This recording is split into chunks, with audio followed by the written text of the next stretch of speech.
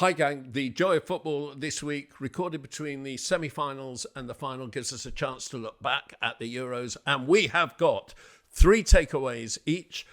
Explain that. That's going to be a regular item from now on. We need to talk about those poor people who aren't doing well. A letter from the Gantry, which isn't quite from the Gantry. 3 of the best, and Martin makes them pay.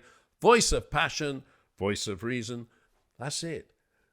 If you want anything special, look for us on Substack, look for us on social media, or look for us on that other thing that I can never remember the name of, which is Patreon.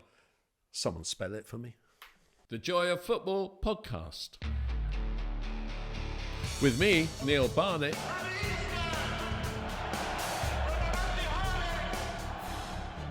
And with me, Martin Tyler. Looks Rashani!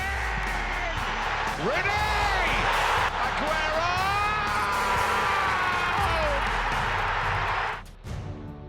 The Joy of Football. Hello, the Joy of Football podcast number 16 with Martin Tyler, the greatest commentator in the world, nearly 50 years of commentating now, and me, Neil Barnett, over 30 years working inside football and the media side. We are looking at the issues that have come out of the Euros today and also at some other things as well, as football just moves on and on and on. Martin, I'm wasting no time. Let's go. We will start with 3 takeaways. 3 takeaways from the Euros. You're not talking in culinary terms, are you? Not It's yet. not fish and chips. I can't get that. Not in Germany. It'll be no. it'll be pork knuckle, sauerkraut, and dumplings. I don't think the England players will be having takeaways somehow. I like the captains only talking to the referee. I was glad to see that UEFA are following it up into the club competitions. I think it's got a bit of backsliding as the jeopardy's got greater, but I do think it's something that as players learn more about it, these top players, these top captains will be aware that they can usher away their teammates and keep everybody on side. It's not the Premier League as yet. I don't know whether they're going to do it or not. They weren't over happy, I understand, with a kind of regulation. I don't know if it's written in the laws or the statutes, but the situation we had, if you might remember, Neil, where if a third player approached a referee in a sort of contentious, controversial way, and the 2 of his teammates were already there arguing with the referee, the third player got booked. It was 1 too many. But I think it was seen as the third player would often arrive a bit more inquisitively rather than angrily, but he'd be the one that get the card. So I haven't seen too much of that in the second half of the Premier League season. But I think this one's worth a go, and I think it's helped. The other thing that's helped the disciplinary side is that up to the end of the quarterfinals, the tally up of the yellow cards, it's 5 games. So 2 yellow cards. In the World Cup, it's 3, I believe, isn't it, if I remember rightly?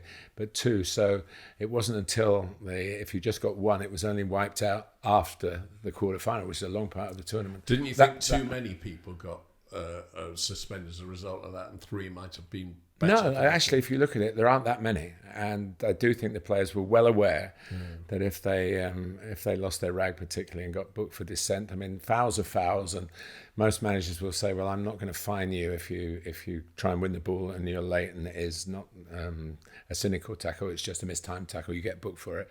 That's occupational hazard, but dissent isn't." Really, and so I think that's been something that I will take away for the future. I want to disagree with you vehemently on the captains only. I think it just makes the referee even more alienated than he already is, more isolated. I don't see the benefit of it. More protected. Yeah, but that's all they're interested in. It's all about them. If they had a simple rule that when the whistle is blown, if you don't withdraw 10 yards from the ball, the free kick or the set play or whatever is moved forward 10 yards. That's been tried, Neil, and it didn't work. It didn't work because they introduced a booking as well, because the officious lawmakers always ruin the game. And the joy of football is the pace of the game. Just move it forward 10 yards, move it forward 10 yards. You won't get any of this trouble at all, and it will be a part an ingrained part of the game, but the referees won't become this island that nobody can talk to. They're already islands that no one can talk to in terms of away from the pitch. It's They're appalling. under constant review from policymakers, not their own performances. And that's where I feel sorry for them. If they were trusting in their own refereeing instincts, I think they'd be much more consistent in their verdicts, and we'd understand if so-and-so is refereeing, this is how he's going to referee. Everyone, the fans, the commentators, and of course the players would know, today it's him, you can't mess about with him, or you have a joke with him. But they're constantly being, like we're going to come on to later on, to the handball decision with Cucurella, which was a directive that the referee had to follow, not an instant judgment on the day, but we'll save that for later. But anyway, we'll agree to disagree, not for the first time, and certainly not for the last time. Right, that's one takeaway. Give me your other two. Well, I felt a bit sorry for Ukraine. Again, we mentioned it earlier that they got 4 points and finished fourth, therefore they couldn't qualify. Whereas some teams, with this, it's a complication with 24 nations being involved.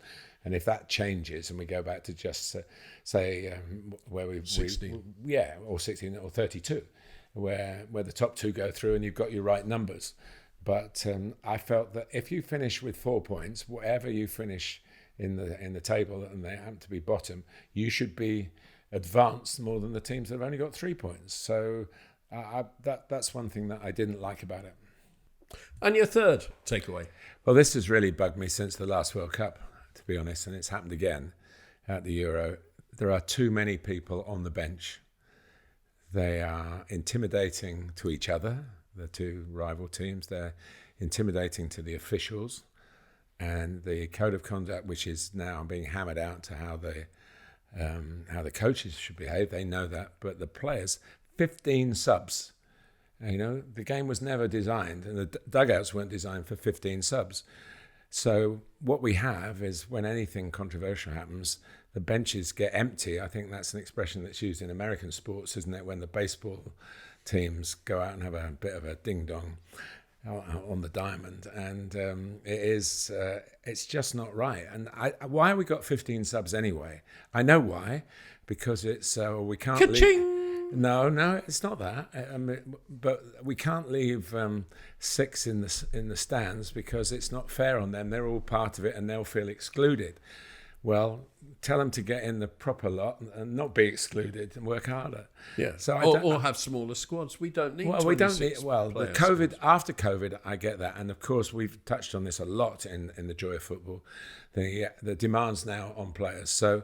6 from 9. I think the Premier League's just about okay, but having 5 plus 1 in extra time from this massive extra number in the international tournaments, and in the World Cup we saw it. There were issues between Netherlands and Argentina, and now the referees are doing their best because they are booking players who haven't been in the game, and somebody got sent off, didn't they?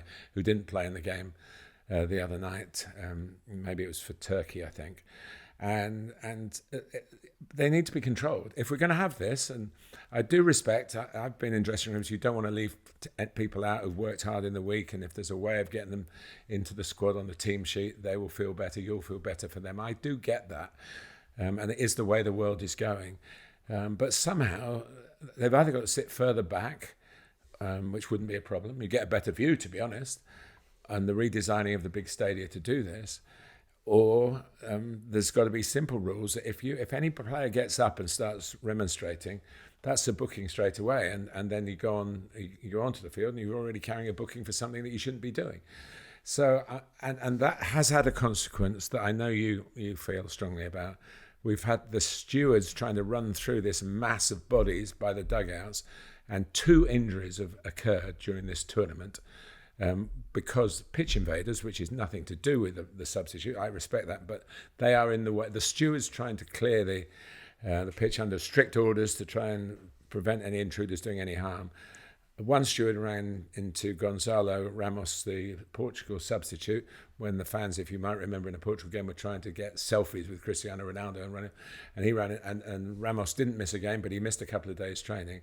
And now we're waiting to see whether Alvaro Morata will be able to play in the final after what's happened after he'd been substituted when he was knocked over and seemingly quite seriously injured with a clash with a steward, unwitting, of course, but it's all to do with the congestion down there. And if you, I've coached for a long time, and you don't go on the pitch. That's the rule. You don't go out of your technical area. I'm not the manager. The manager has a bit more license, but as a coach, you do not go out of the technical area, and you should get punished if you do that. And surely players now must know that if they get substituted and then run on the pitch to celebrate a goal, they will be booked. Casey Palmer, who you know from Chelsea, missed the FA Cup semi-final with Coventry in the season that's just finished because that actually happened to him. It was a second yellow card. It was in the FA Cup and he was suspended in that competition. Nice. So that should be sent out to everybody. But I just think that, like with a lot of things in football, they're done for a good reason, but the consequences, what if, and what if, and nobody thinks about that. And the what if from this is that there should be a congestion charge down there because there are far too many people. And at club level, so many more people are involved that things like 3 coaches are used now, where 1 coach used to be used to get to the game and back. That 2 aeroplanes. You're talking about bus coaches, transportation. But the backroom staff are very important. But some get on the team sheets must have been adjusted, because certainly in the National League ones where I've been on, there's space for about 8 people plus the substitutes, which would be 5, and you could use 3 from 5. So that's old fashioned. But this is, I think, something serious will happen in the tournament because of this. And the law enforcement can't get to it. There's just too many people there. Let's say there's 15 subs, 3 or 4 coaches, data analysts, and of course the medical staff, of whom the doctor, physio, and they're obviously very important. They should be there. But it's so busy, honestly. It's like Waterloo Station at rush hour. Yeah. Okay, my 3 takeaways, very quickly. Front foot works. The most entertaining nations, the most entertaining football has been played by people who are front foot. Now, I want to start with Spain on this, because Spain have traditionally been a passing team, but not always a front foot team. They pass sideways, they haven't always passed forward. They certainly weren't as proactive, even in their prime, as the Barcelona team was when they were playing a similar kind of football. But this Spain team has been passing forward, trying to penetrate the whole time. And they've been, for me, the most entertaining nation in it. Some of the smaller nations who have overachieved have been front foot, and that's why they've done it.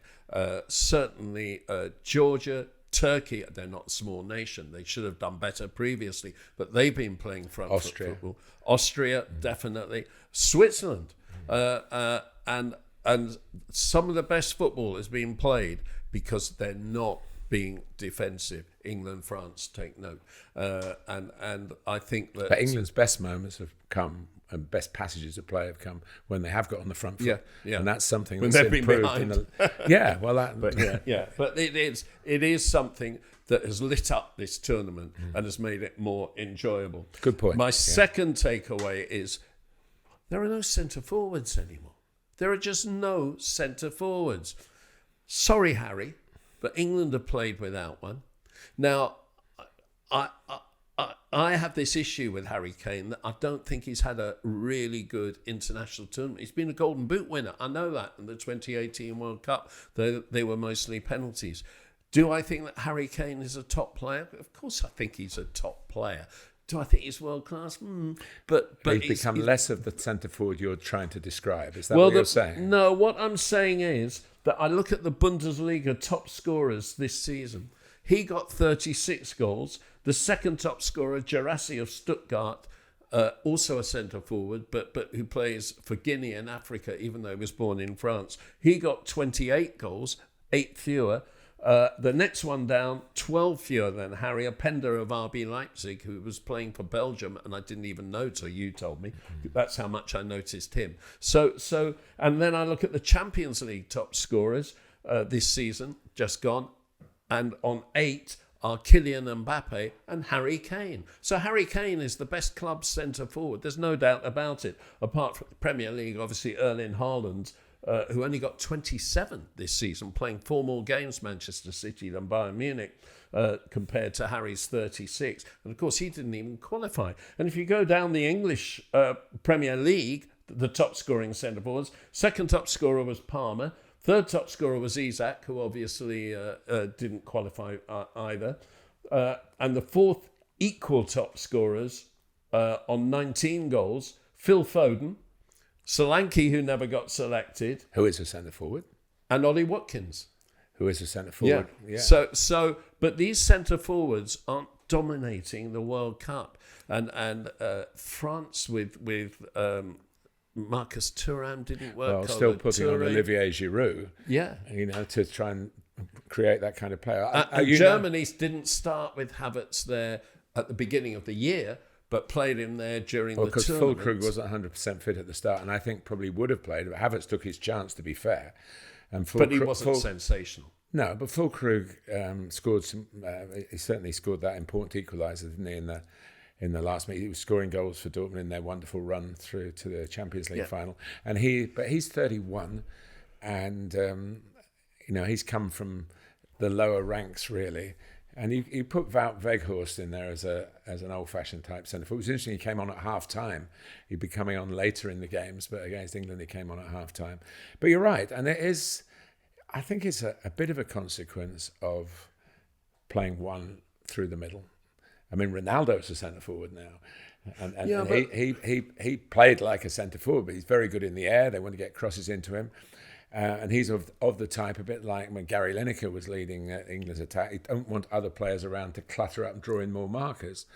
But I think if you go back in time, and a lot of footage was shown before the England-Netherlands game of the 4-1 at Wembley in 1996, the goals for England split between Sheringham and Shearer. So Shearer had a support vehicle in Teddy Sheringham. Well, like Lineker had one with Beardsley when he was scoring his most numerous goals for England. But we don't seem to think now, because there's so much through midfield, and so much of the game, as you've described in your wish to see teams play it forward more often, there is so much rotation and possession in midfield. It's hard to be a centre forward because any centre forward will tell you want the ball in the box as quickly as possible. You make your first run into a space where you think you'll get the ball. Ball doesn't come. You make another run, the ball doesn't come. It goes backwards, sideways and squares. And eventually it gets to somebody who puts it in, by which time you're probably worn out from making so many runs. And you're worn out from pressing. Yeah, and also that's a very good point as well. So that's another quality that the centre forwards of the past, they might have actually done it, but they didn't do it to press. They just did it out of enthusiasm. I'm sure Shearer did plenty of closing down, as he would have called it in those days. So the game has changed, and there will be casualties in terms of the priorities, if you like. And forward players, I'm not sure where I watch a lot of these under-21 games trying to find players for non-league football who are going to be released by Premier League clubs, and you don't see them. No. Just like you don't see an old-fashioned centre-half anymore. They've got to get it down and play. And so forwards, they have to be quick. The threat in behind is really important, and obviously Watkins adds that when England use him. But the ball into feet and get it wide and get it in the box, which is the way all of us from bygone time were taught how to play the game. It's more complicated like that now. And I think one of the factors, this is slightly a side issue, one of the factors why England haven't been quite as front foot as you, to use your expression, is that because they play for clubs where possession is the vital commodity.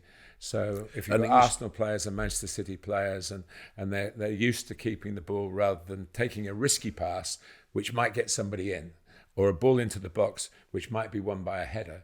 And those kind of goals, as a commentator, I love them because that was what I grew up on. Well, this is interesting because my son, Tom, said to me this morning, we haven't seen one James Rodriguez goal in this tournament. The one where he flicked it over his head, turned and shot, because we don't get that kind of football anymore. No, it is very much a passing game now, and that will be a passing trend. Because a coach, yeah, that's very well put as well. But I think that would be a trend. I blame you. Certainly none of the teams that I've been involved in play like that. And more's the pity, people will say watched it, but I do think we have to judge the times that we're talking in, and it's hankering for the old days is wrong, and I learned that a long time ago. Well, I want to pick up on this because this brings me into my third point. I think tiredness has played an enormous role in this tournament, and I think that make the difference players have not performed, and whether that's Harry Kane, Jude Bellingham, he's scored a couple of wonderful make the difference goals, but he hasn't really performed in the way that he was with Real Madrid. Kylian Mbappe hasn't performed he's the best footballer in Europe, or European footballer. He hasn't performed to the level that we expect. It's interesting, you're talking different age groups. It's not the older players. No.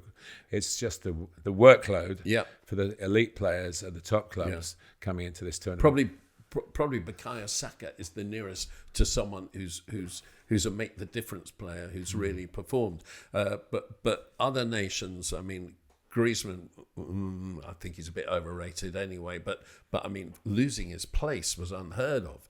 And the Germany make the difference players. I mean, Leroy Sané, dear oh dear, and Ilkay Gundogan hasn't had a particularly good tournament. So I look around and they haven't performed. It's been the working players and the young players. The young players who maybe haven't played as much and have got more energy. 21, and you're saying he's well, tired. yeah. But the reason that I want to just mention that is I don't think the quality of football has been that good.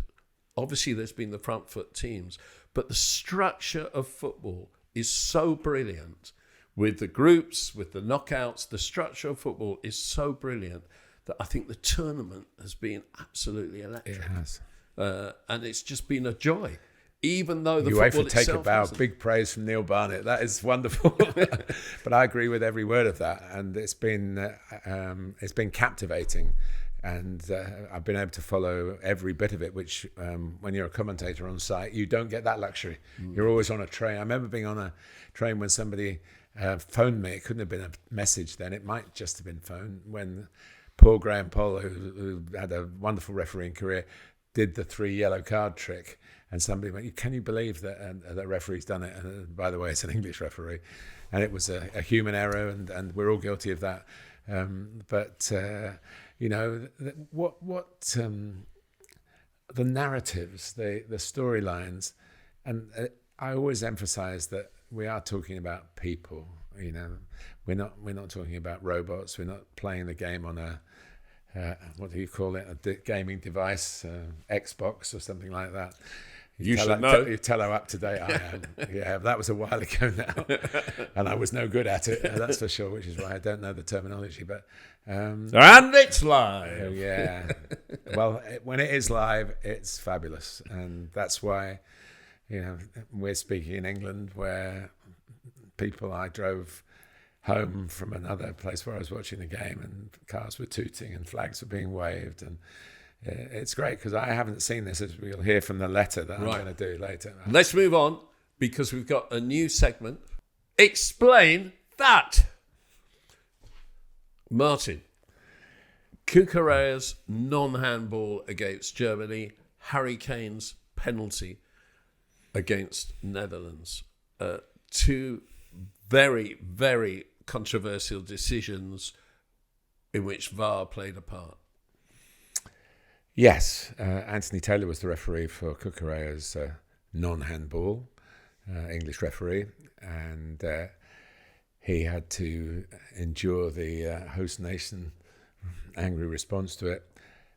The best answer I can give you is that I'm assured that the preparation for the officials before the tournament got underway in Germany included lots of examples of various situations that might be encountered and what a response should be, a collective response. All the referees looking at this same example, therefore they should respond the same way, which is the consistency that everybody seems to expect. And that was a perfect example of what was not handball. And so there was no great doubt about it, I don't think, in the official's mind.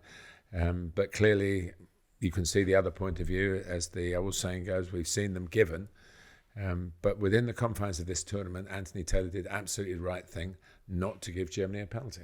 However, it is once again the laws of the game bringing the game into disrepute, because, as I have said time and again, I've written about this on our Substack site, the laws of the game are letting the game down. Two things. Anywhere else on the pitch other than the penalty area, that was a handball without any shadow of a doubt. And the other thing is, did it prove negative to the attacking team and positive to the defending team? Yes, it did, because it was a shot on target. For me, it should be with the laws as they should be, a 100% penalty. And I don't blame the German public for being absolutely furious. But the laws are what they are, and the interpretation. And they're wrong. Yeah, the laws are wrong. Well, you know, we can argue that about any law of any land. But and that's I do, what's regularly. But that's what's in place, and I support the UEFA ruling on it, because I think they were being consistent to what they'd said to the referees before the tournament. Yeah, but it's just another example that the people in charge of the game are not worthy of the game. Kane's penalty against the Netherlands. Well, I didn't think it was a penalty because you're a centre forward. Yeah, but I would have tried to get my shot on target. No. Do you think that Harry Kane went into his natural movement, following through from the shot, made the collision happen? Do you think that had the collision not happened, he would have shot on target? No, I think in that case, it's ludicrous to give a penalty. The shot, well, I think it was ludicrous to give a penalty, but that's the personal view, probably from way I've been brought up. You know, with all these judgments, and you're quite right to challenge me on them, Neil, and I'm sure anyone listening or watching us would make the same challenging remarks. Don't go back in time too far. This is the game as it is refereed today, and that's what we have to be fair to those who are doing it. But I thought the referee on site, on field, didn't give the penalty. And the biggest surprise of it all is not really the debate about whether it should be a penalty or not, was that it clearly had to be a clear and obvious error for VAR to get the referee to change his mind. And then they only showed it to him in slow motion. Yeah. Which was absolutely ludicrous, because it was a high velocity collision. The issue that needs to be sorted out here is the issue between dangerous play and natural collision. And you can have natural collisions in football. All the time. Yeah, I'm actually quite 50-50 on this decision. Well, then you can't have the penalty because it wasn't awarded on field if you're 50-50. Yeah, and I would have been quite happy with that, and I agree totally that an experienced, trusted referee needs to interpret the rules, not have the rules handed down letter by letter, which he has to follow, she has to follow.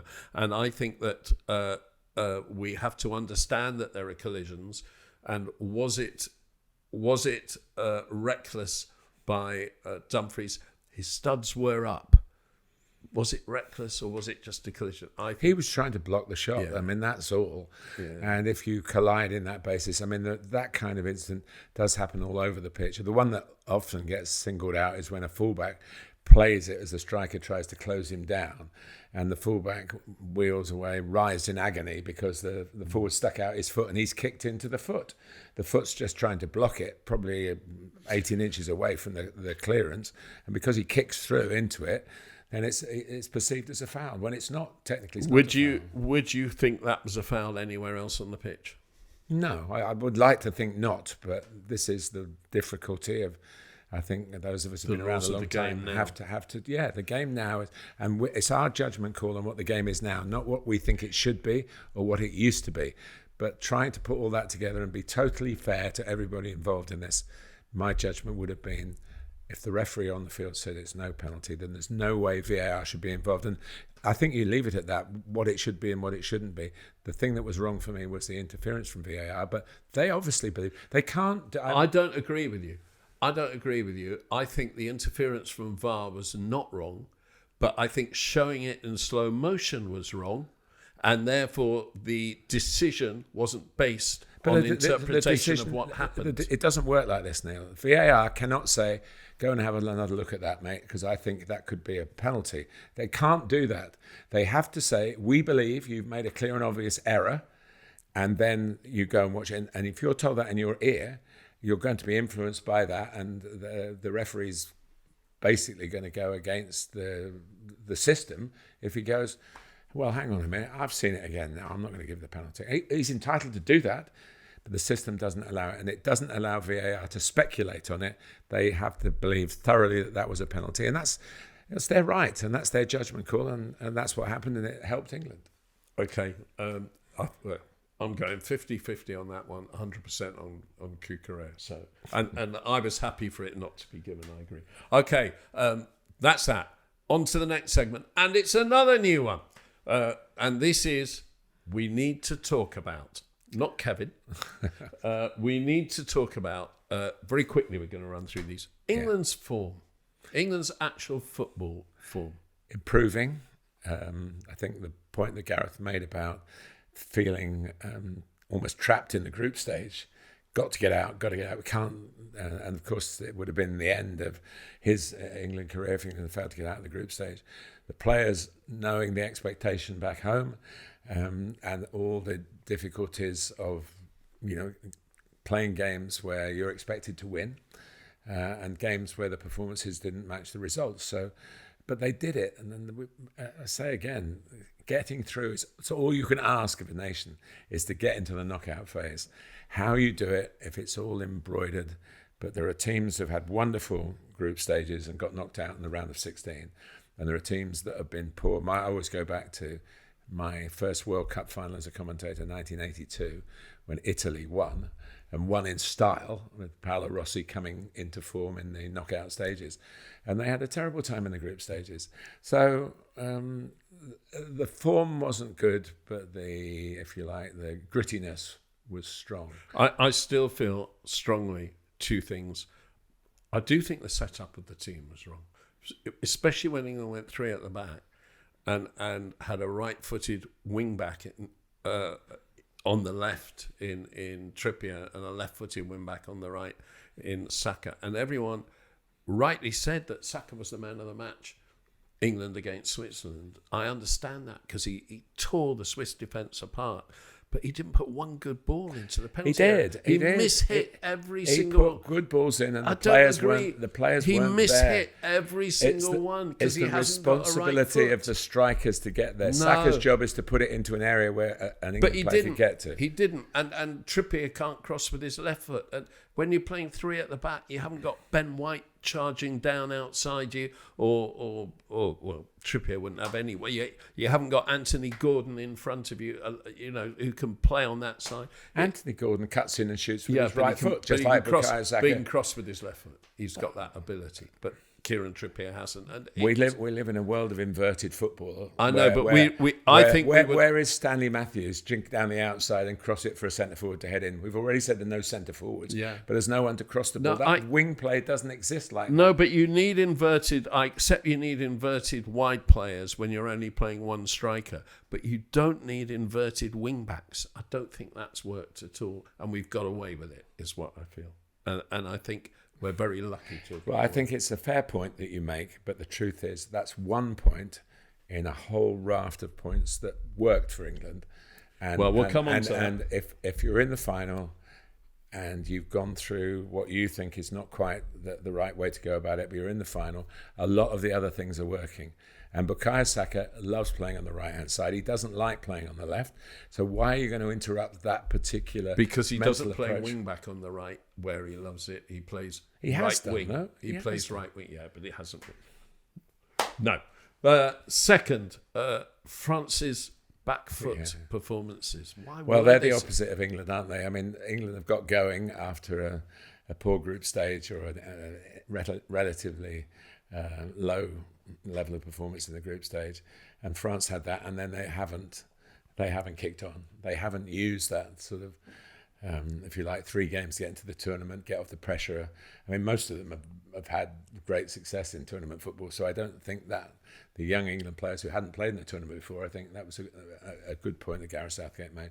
But for France, they've got top talent. They've had a wonderful time in competitions, particularly the World Cup, of course. And they got to the semi-finals. So. Yeah, and they got to the semi-final. But Kylian Mbappe, that is... At a time in his life as well, I mean, you know, it couldn't have been a more damaging injury mentally as well as physically. The broken nose. The broken nose. Because in the first game, and at a time in his life when he's leaving Paris, going to Madrid, his actual employment terms changed. He changed clubs during the tournament without actually going anywhere to do it. I don't think he went anywhere to do it. So there's a lot going on, and the sense of, well, you're Kylian Mbappe, you've got to go and win the tournament for us. And there aren't many players that kind of responsibility is put on. The supporting cast didn't. Well, I feel very strongly. France started the first 2 games 4-2, 3-1, and they had Kante and Rabiot in midfield, and that meant that Kante could play his ball hunting role, and he was man of the match in both games. Then Deschamps, for some reason, went 4-3-3. He lost faith in Dembele, put Griezmann out wide rather than at number 10. He pushed Kante out of the central role to the right of the midfield 3, where he was anonymous for Chelsea when Jorginho came in and played that role, and he was anonymous for France. And they went backwards massively when Deschamps went, 4-3-3. Did Tchouaméni play well? No. Who was the one who... Tchouaméni took that role over, and he was poor, nowhere near his Real Madrid form. And then he gave up on Griezmann on the wing and dropped him and brought Dembele back. But the midfield 3 of Kante, Tchouaméni, and when he played, he missed 1 game through suspension, Rabiot, had no creativity at all. But you're 1-0 up, and you're thinking Mbappe's made it, and he's picked Kolo Muani, and he's got the goal, and you're 1-0 up, and you're thinking France is going to now start to feel like England have been feeling as they go through match and knockout and get better and better. And then, but like England, they went back when they got. Well, but Lamine Yamal picks the ball up, and that's a stroke of genius. And if goals change games, like the penalty for England against the Dutch changed the game immeasurably. All the Dutch players have said that, and it was very obvious. And that moment, that was a not going to happen moment. In fact, everybody had been saying, all the opponents have been saying, oh, he'll be no good in the knockout phase because he's so young. The pressures will get to him. Well, there's your answer in one waft of the left foot wand, and suddenly it's 1-1, and then they got another goal pretty soon afterwards. And then that is really the psychology of the game. I mean, if people that didn't have that psychological response to situations, the games would be played out very differently, because nobody would have a bit of a dip in mental strength because they've suddenly let in 2 goals inside 5 minutes, which is what France never do that. They never look like doing that in the whole tournament. So I think in a way they'd sort of built a bit of a platform to be in the final, and then individual performance, and Spain undoubtedly are the team of the tournament going into the final. Whether that's enough to win them the trophy, we'll see.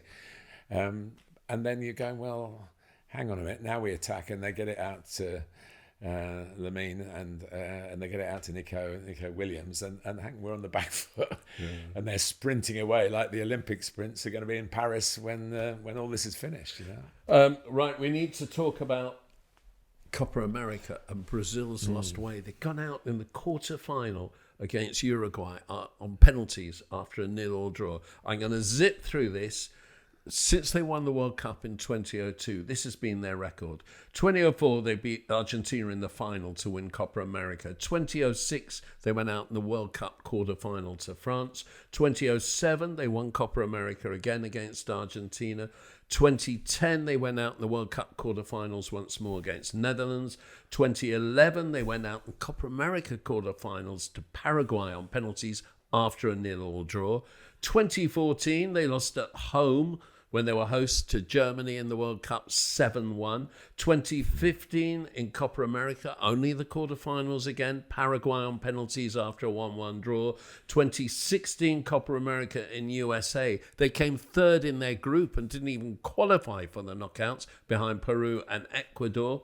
2018 World Cup, quarterfinals only again to Belgium. 2021 Copa America, 2019 Copa America, they won it, but they were hosts against Peru. 21, they were hosts again and lost it to Argentina, the final. 22 World Cup, out in the quarterfinals to Croatia on penalties after a 1-1 draw. And now, again, this Uruguay defeat. What's gone wrong with the sexiest football nation in the world? Everybody's second team. As was. Yeah, and well, I think the whole shebang that surrounds watching Brazil play, with their fantastic supporters and their lack of, they're totally uninhibited with their support. It's a whole package that at the moment is not quite doing what it says on the outside, is it? Dorival Jr., the coach, not really very experienced, a surprise choice. As we speak, I think he's still in the job, but that might be. He's going to stay in it. Yeah. I mean, they qualified in the second group game for the knockouts. He played Vinicius, who had a booking in the third group game. He got another booking, and he missed the quarterfinals, suspended. I think that you could argue the same thing about the Euro, that they've got a lot of players who played in Europe and have played a lot of games, and maybe that's hampered them as well. They're not the only South American nation with that as a handicap. And also, they played 4-2-3-1 without a centre forward. He shared it between Vinicius and Rodrigo, neither of whom. There you go, kids. If you want to make top level football have a look at football in the 60s and 70s. Find plenty of examples of big centre forwards, because it's a forgotten species. Yeah. The lesser spotted centre forward, the number 9. And I hated it. If they gave me number 10 to wear, I said, no, I've got to wear 9. And it stopped with Alan Shearer almost, really. And I'm not linking me into Shearer in that in any respect. But it is, that kind of type of playing football is prehistoric, really. Yeah. And I hope it comes back, because most things that you've seen in football, we have seen before. Especially if you've been around as long as me and Neil, which is several decades. 7 decades. Two more things we need to talk about. USA with their golden generation, they went out in the group stage. They've sat their manager, Greg Berhalter, who they suspended before and then brought back. When they brought him back, they had this ridiculous process in which they interviewed 4 people for the job. And they gave them a question-answer form that they had to fill in. And it was this form, more than anything, that got him the job. Now, that's got a lot to do with coaching, hasn't it? And one of the people who didn't get the job on the strength of this form was Jesse Marsh, who is one of the few Americans to have experience of coaching outside the USA. Where he coached RB Salzburg and RB Leipzig and Leeds United. As a result of not getting that job, he took the Canada job, and Canada unbelievably got to the Copa America semi-finals, an amazing achievement. And now USA are looking for a manager. He's the obvious choice, but he's not going to go there because he's got his job, Canada. I don't know what they're going to do. They're hosting the next World Cup with Canada and Mexico. They're going to be looking at some big foreign names, not American names, I think. Well, I mean, Jesse Marsh is American, so you never know what the pull might be, that he might decide that this is the job that he's always wanted to do if he gets offered it. But I respect your knowledge on all things around our kind of football in the USA, Neil. I've always felt, and I've been there a lot of times, particularly when I was much younger, when it was a bit more than a football trip, to be honest with you, and seen the difficulty that the sport has, because it's not a major frontline sport. And I think in the end, the kind of athletes that you want to become into football are attracted to other sports, and particularly the inner city kids that around the world. Yeah, but now more kids play soccer in the USA than any other sport. Yeah, but do they become professional? Well, that's what The system isn't great for that because they don't have the pyramid, and we're tiny. We're not even the size of most of the states in the USA, but we have the system whereby you can, you work your way through it, and you've got a pathway to the top. I'm not sure that, and listen, they're really good people that run the MLS and run the national teams, male and female. They're really, I've met a lot of them, and I admire their work. But they need a lot of evangelism still, even though we know a lot about it, because, of course, there are people in this country that follow the NFL and the NBA and the Major League Baseball. But mostly we hear, because we're a football nation, we hear about what's happening in the MLS and who's coming through and who isn't.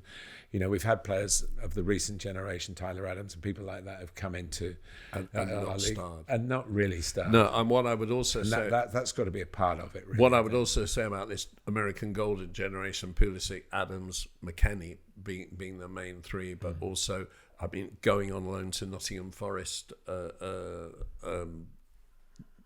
the second half of last season and barely starting a game was Gio Reyna, and it hasn't worked out. But they're all players who got to 21 and stopped improving. Didn't make that next step up that you need to make. Well, there was a big fuss about, I think, a rugby union player who's joined the NFL, hasn't he? Isn't that right? That's like one from this country to go to the massive estate and actually get picked up and given a deal. I think that's still the case. I certainly was a few weeks ago. I've only been reading about the Euro 2024 since then. But it's so hard to come to the level where I think you have to have grown up into it. And if you're of American qualification and you play in England, then you're gonna light up the national team if indeed you choose to go and play for the national team. And one other thing on this, which is for a future podcast, but we will need to talk about, is pitches, because the pitches in the USA for Copa America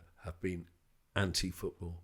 And have they all been natural grass? No, I think they've been natural grass, often on top of artificial pitches. It's very confusing in the States because they put what they call artificial pitches turf, one of the English American differences in language. So, but I think they've all been natural grass, but not necessarily on a foundation of natural soil. But it's very difficult to talk about that in the wake of the very poor pitches in Germany for the Euros. It's maybe something that needs wider discussion. Maybe we should get a grounds person as a guest. Yes, I know just the person too, but we'll save that for another day. Okay, the final we need to talk about is a club team, not a national team. It's FCSB, formerly known as Steaua Bucharest. Why them? Because I don't know if you noticed, but the day that France met Spain in the semi-finals of the Euros was the first day of next season, which is now this season, outside of the Euros. It was the first qualifying round for the Champions League on the Tuesday and Wednesday.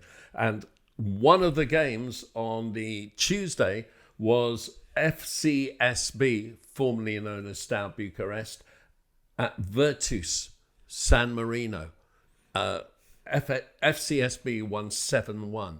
Why is this something we need to talk about? Well, if I take you back to the 1980s, in 1986, Steaua Bucharest won the European Cup on penalties against Barcelona after a 0-0 draw. And in 1989, got to the European Cup final again, losing 4-0 in a famous final to an absolutely outstanding AC Milan team, in which Marcel Desailly, I think, no, he didn't get on the score sheet that game. That was Hullet and Van Basten, wasn't it? It was Hullet and Van Basten. What a fall from grace is this? Well, there is still a Steaua Bucharest, and the two clubs are at loggerheads. And just doing a bit of research, knowing you're going to raise the subject, Neil, it seems there's no way this problem is going to be solved. There's intransigent on both sides, and they're both claiming the history that involved the 1986 European Cup final when Helmut Dukadem saved 4 penalties in a row. 4. and we've been praising Diogo Costa for saving 3 in this tournament. He saved 4 in a row, including one from Marcos Alonso's dad, who was known as Marcos, and was a fine player in the 80s as well. And for Stour, it was a sensational win. In '89, they weren't quite the same. Duke Adam didn't play, I don't think. I think he actually lost his career through illness. But he had that day in the sun, and it was in the sun. It was in Seville. The game was played. It was amazing. So they've fallen out. It is all about, I suppose, pride and probably some legalities. There's a new ground involved as well, I believe, that both clubs feel that they should be allowed to use. So it's sad, but I would also point out that an inaugural member of the Premier League, Oldham Athletic, are now in the National League, the 5th tier of English football. Yeah, there were 14 games in this first qualifying round, which obviously then go on to second legs. Teams from Lithuania, Finland, Malta, Gibraltar, Andorra, Kosovo, Wales, Montenegro, Iceland, Ireland, San Marino, Romania, Kazakhstan, Moldova, Estonia, Slovenia, Slovakia, North Macedonia, Latvia, Northern Ireland, Faroe Islands, Luxembourg, Bulgaria, Georgia. Dinamo Batumi of Georgia had a player playing in the Euros. They didn't have him for this game. I mean, it's crazy. Belarus, Armenia, Bosnia-Herzegovina, and Albania. This is how it should be. Qualifying games for teams from the countries that aren't so successful, and then they only get to play the big boys if they win the qualifiers. You had Georgia, Albania, Slovenia, and Slovakia. All in the Euros. All in the Euros, yeah. So that's 2 trees, one not very high and one very high, you know? Okay. That is, we need to talk about, and I think we might need to come back to that, especially pitches in USA. Okay, we now come on to a rather strange letter from the Gantry by Martin Tyler. Letter from the Gantry. Well, Neil, you're right, it's strange because it should be called Letter from the Sofa. I've been at home for the past 4 weeks. It's the first football tournament that England have qualified for since the World Cup in 1970, where I've been watching on television rather than being on television. I've not missed a minute of the action in front of my screen, even with the simultaneous fixtures, and would like to compliment my many friends and former colleagues who've been broadcasting for all their excellent work. The viewers have been transported to the tournament with expertise and entertainment.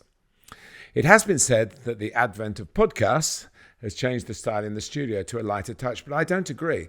In the 1970s, I was a junior on ITV's World Cup coverage as a member of the production team and then a fledgling commentator. The heavyweights in that coverage, like Brian Clough, Malcolm Allison, Paddy Crerand, combined wisdom with plenty of wit. Ian St John and Jimmy Greaves, the Saint and Greavesy, with plenty of laughs, were just around the corner. In fact, the dressing room humour of the time has to be reined in now. The banter days have gone, and manners and etiquette are part of today's code of conduct, and rightly a sense of inclusivity has blossomed.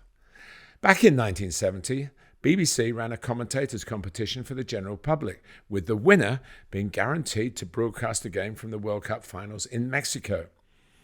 I entered, sending in one of those old cassettes containing a sample of what I might offer given the chance, but with no previous experience, it was no surprise that it didn't make the final 6. They were given what you might call a shout-off in a live programme, with the final selection to be made by a panel including none other than the winning World Cup manager of 1966 and the man leading the defence of that title in Mexico, Sir Alf Ramsey. I did, however, receive a prize for my entry, a book compiled by the BBC's lead commentator of the day, David Coleman. I suspect that every entrant had the same response, but it was a nice touch. I do remember 3 of those 6 who made it to Judgment Day, none of whom were named before the decision was made. Anonymity was the key.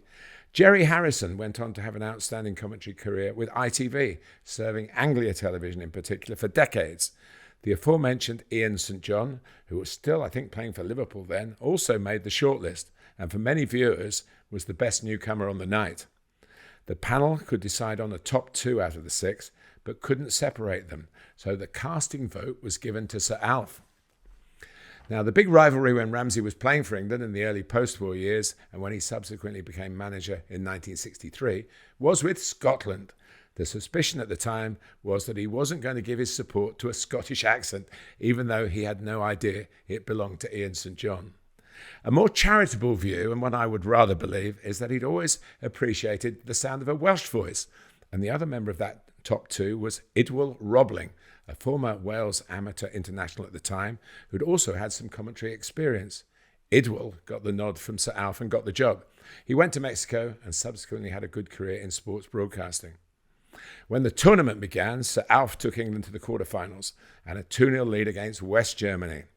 Watching at home in our family flat over the ironmonger's shop run by my dad, I saw the lead evaporate and the grip on the greatest trophy in world football slip from England's grasp. When the final whistle went on a 3-2 defeat, I went out into the streets and wandered aimlessly in sporting grief for hours. The whole nation was stunned. England didn't really recover for a decade. They failed to reach the climax of the Euros in 72, and falling short of reaching the 74 World Cup final spelt the end for Ramsey. He actually joined ITV for that summer's coverage in Germany. The 1976 Euros and the 1978 World Cup also passed by without England nailing down a place. I was more fortunate. The late substitution I mentioned in a recent letter gave me a taste of the 76 Euros, and I was given a World Cup debut in Argentina in 78. It was the start of a run of 24 tournaments where I've been present. This might have been the 25th, but I wasn't sure I was fit for purpose until November, after a couple of operations cured a vocal cord problem last summer, all cured. But quite rightly, all the commentary plans for the broadcasters had been put in place. There was no room for me. So Euro 2024 has been 50 games, for me, watched from a very different perspective. All enjoyed, and thanks to the joy of football and your interest, a window of opportunity to have a little say on the action and the issues. As for game 51, TV or not TV? That's the question. Whoa! Will he get there? Will he get there? Find out in a future podcast. Brilliant. Martin, and of course, you can read Martin's letters one by one. They're going up. We're catching up on the Substack site, which we share. The Joy of Football. We both go back a long way, so we've got plenty of stories to tell. Okay, letter from the gantry or letter from the sofa. Choice of refreshment while you're watching on television? Water. That's one thing I learnt about The Voice. Rehydrate as much as possible, yes. And good old tap water, not the posh stuff. Back in the 1980s, I did a one-man theatre show. And I found out on the first night at the interval that you had to drink lager and not bitter, because I'm a bitter man when it comes to beer. Oh, so I'm glad you clarified what the bitterness was. So, but lager opened my throat and bitter closed it. So there you go. Now it's red wine. Okay, on to 3 of the best. And he makes them pay. 3 of the best. He's made them pay. And that completes a wonderful hat-trick. Thank you. Young player. Yes, Bart Verbruggen, who has been the Dutch goalkeeper, even though he's not played any senior football in his native Netherlands. He was a product of Anderlecht in the end in Belgium, and then brought to Brighton a year ago by Roberto De Zerbi, or certainly by those who recruit at Brighton. And he's played very well in this tournament, probably better than maybe the Brighton fans might have anticipated. But what I love about the development, and I'm sure it's helped him in the Euro, that De Zerbi didn't want to put him in a position where if he had a bad game, he'd drop him. So the solution he came up with, and I guess in some consultation with the other goalkeeper, Jason Steele, much more experienced and delighted to be at a later stage in his career, available to play in Premier League football, they played alternate games.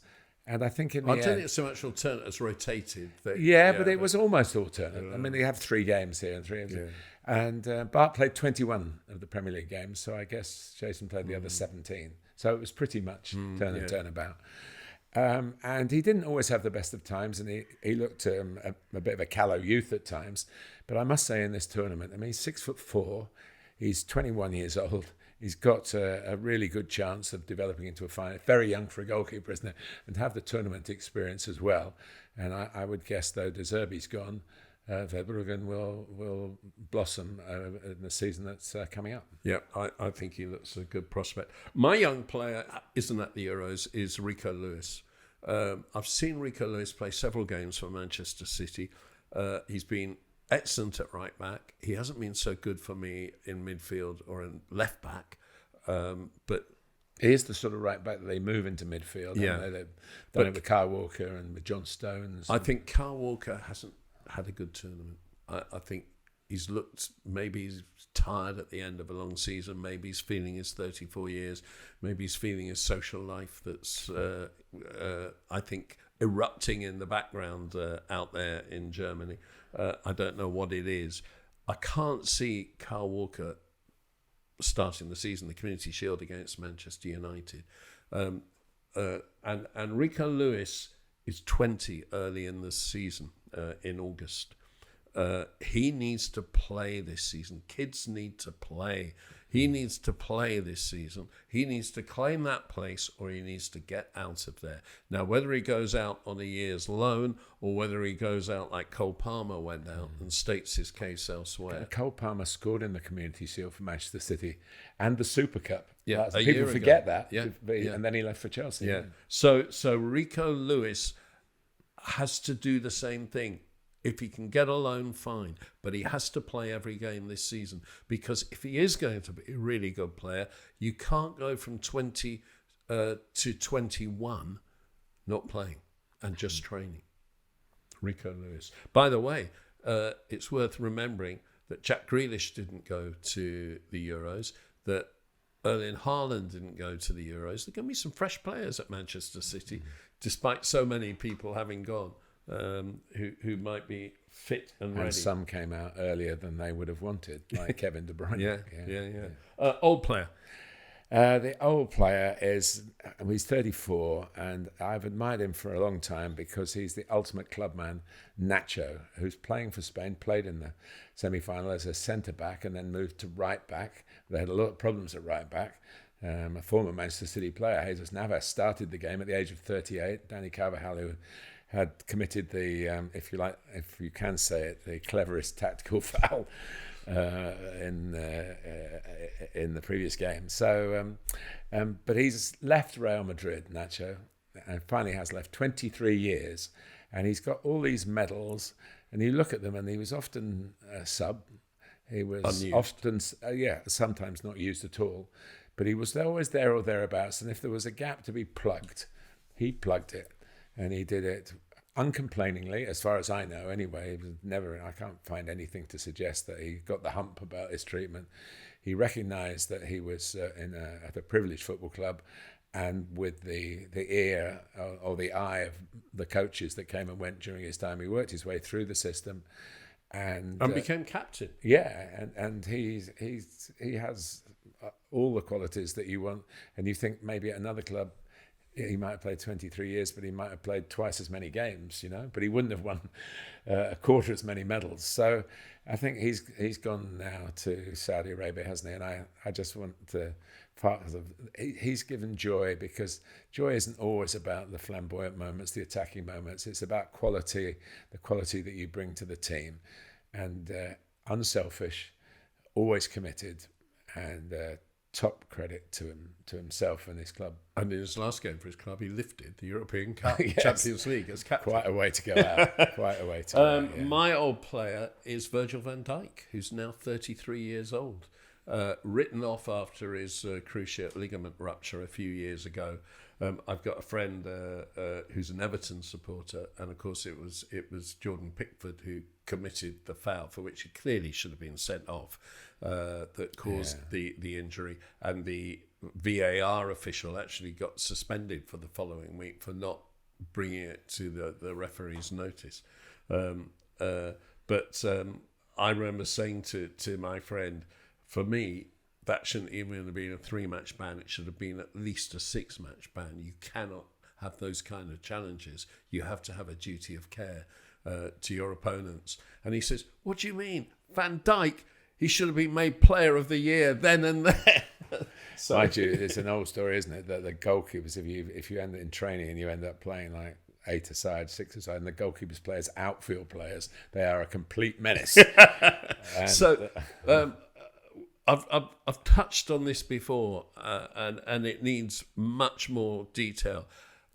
Often an injury is overcome, but your form doesn't return for a long time, and it can be weeks, it can be months, it can be years, and everybody can be never. Yeah, but everyone wrote Van Dijk off because he struggled the following season when he came back. I think he is, without doubt, one of the best centre-backs in the Euros. I think he's, without doubt, had a very good season at Liverpool, still playing that high line and occasionally being found a little bit out. But for me, he's one of the best centre-backs in the Premier League.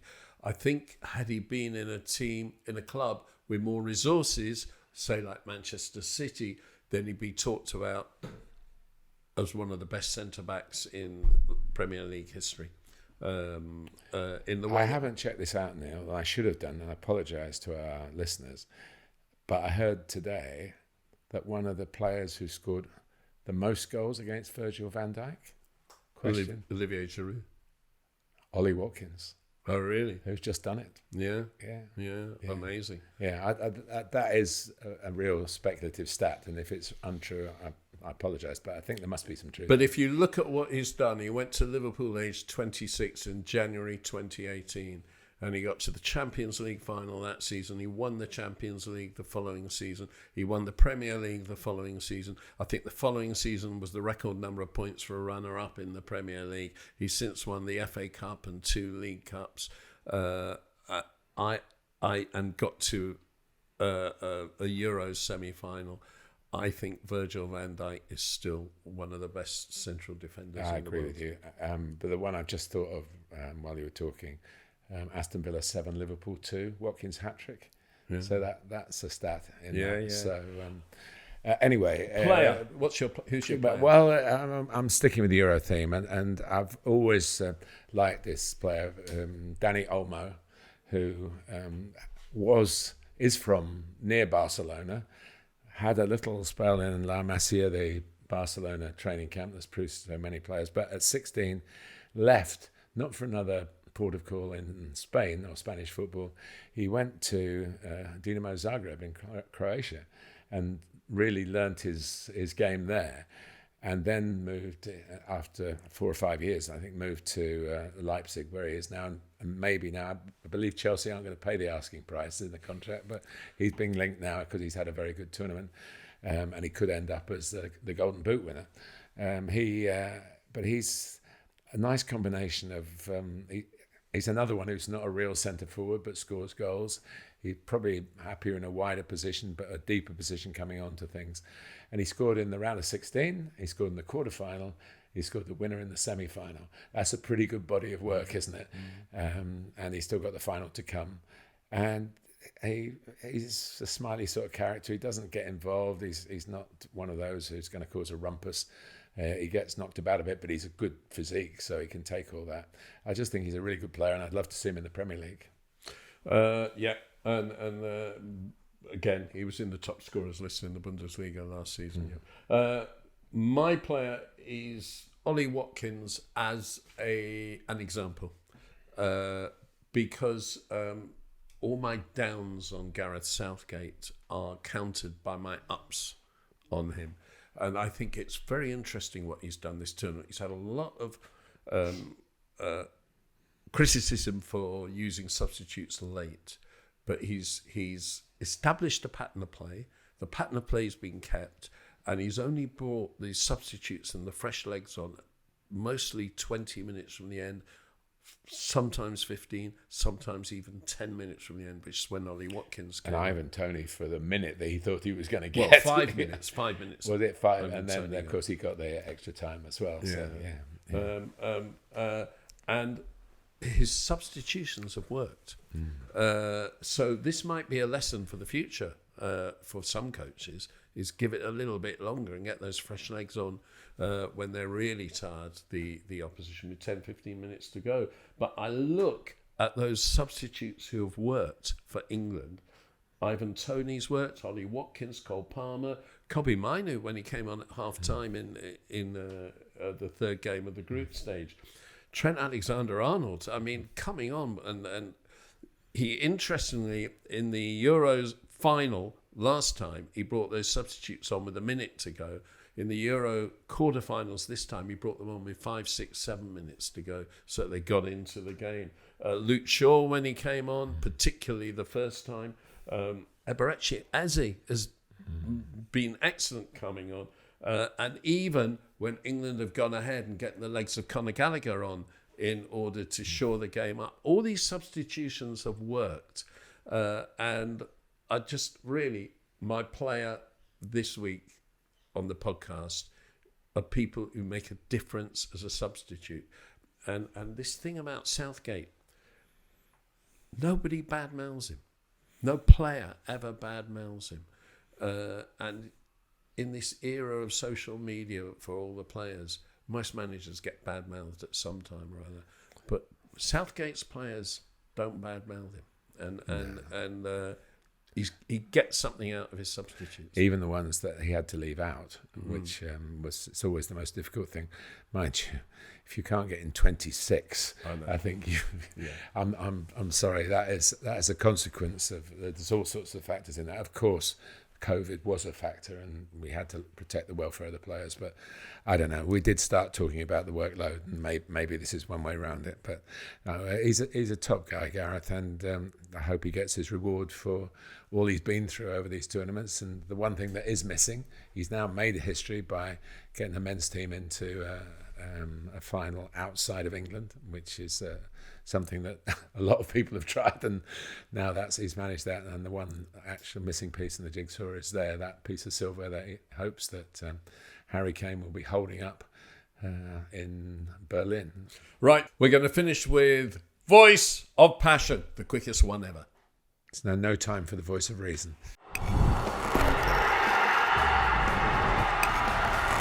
Voice of Passion. My voice of passion this week is I cannot stand, Martin, the countdown. I thought you were going to say I cannot stand Martin. I mean, that's been said before, by the way. The countdown to kick-off at the Euros. 10, 9. It is not a community occasion. It is a tribal occasion. Team A versus Team B. It is not everybody in it together. It is everybody behind their team. And you're building up to a climax. And the climax is not the choreographed rubbish of these people organising games and organising tournaments. We get it in the Premier League with music up to kick-off. And then when the game kicks off, instead of it reaching the climax and all the crowd going absolutely hell for leather for their team, you get silence, because whatever the choreograph has organised has just finished. And in the same kind of way, at the end of the game, particularly in the Premier League now, you get music, everybody's got to sing along. Supporters aren't allowed to support anymore. All they can do is dance to the tune that they're given. And the brilliant thing after England beat Netherlands was there was no Neil Diamond singing Sweet Caroline, but the fans sung it, the supporters sang it for themselves. They don't need that second-rate song in order to sing it loud. They can sing for themselves. Let the supporters support. Everybody else shut up, because the more that you choreograph them, the less support will be shown. Can I ask you 2 questions? How long were you a stadium announcer? 25 years. How many countdowns did you do in that period? 0. Absolutely 0. I'll tell you what, early on in my stadium announcement time, Chelsea hadn't got to a final since 1972, when we lost the League Cup final. It was 1994. FA Cup quarter-final, and I got called before the game, and I was told the last semi-final we played, which was before I was announcing, The tension was just awful. I was told, get out on that pitch 20 minutes before kickoff, and it is your duty to deliver the crowd. I went out 20 minutes before kickoff. The crowd was going crazy. They believed 1994 under Glenn Hoddle. We were playing Wolves in the quarterfinal. They believed. I stood out there for 15 minutes and never said a word. Never said a word. You don't have to. It's the supporters who support. You don't have to say anything or do anything or give them entertainment. They're not there to be entertained. They're there to support. Let them be. Everybody else, shut up. From Martin and me. Oh, I've shut up, but I'll say goodbye. Nice Cheer up. to be with you again. Thank you. Thanks for listening or watching. Little secret for those of you who have stayed till the end. During the course of us recording that, Martin got confirmation that he has got a ticket for the final. He is on his way to Berlin. Not quite yet because he's still sitting here, but he is on his way to Berlin. And the next Joy of Football podcast will be post him being in Berlin. Lucky.